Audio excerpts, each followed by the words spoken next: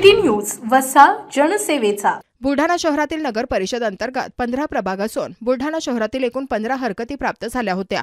त्यानुसार 3 सप्टेंबरला सकाळी जिल्हाधिकारी, उपआयुक्त, नगर विकास विभाग, मुख्याधिकारी, उपमुख्याधिकारी, नगर रचना विभाग, नगर परिषद निवडणूक विभाग यांच्यासमोर हरकतदारांनी मुद्देसूद अभ्यासपूर्ण घेतलेल्या आक्षेपावर सकारात्मक चर्चा घडवून आली।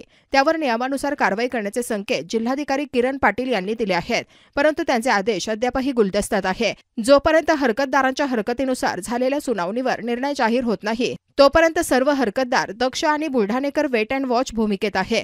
परंतु 15 हरकतीमधील एक जरी हरकत ग्राह्य धरण्यात आली तरी संपूर्ण शहरातील प्रभाग रचना बदलणार आहे। ॲडव्होकेट रोठेंच्या आक्षेपाने प्रभाग रचनेला वाचा फोडली।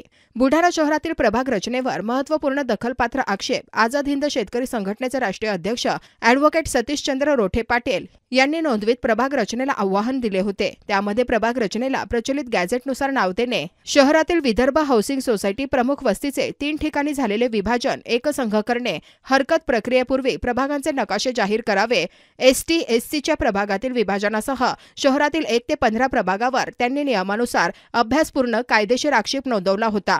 त्यानुसार उद्धव बाळासाहेब ठाकरे शिवसेना गटाच्या प्रवक्त्या जयश्रीताई शेळके आणि भारतीय जनता पार्टीचे जिल्हाध्यक्ष माजी आमदार विजयराज शिंदे, बुलढाणा शहर काँग्रेस, राष्ट्रवादी काँग्रेस आणि इतर माजी नगरसेवकांनी शेवटच्या क्षणी आक्षेप प्रक्रियेमध्ये सहभाग घेत हरकत नोंदविल्या।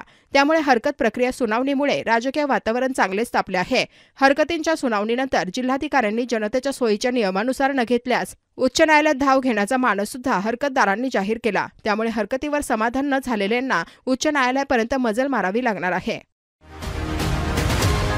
बातम्या व जाहिरातीकरिता संपर्क मोबाईल क्रमांक 9822 72 0784।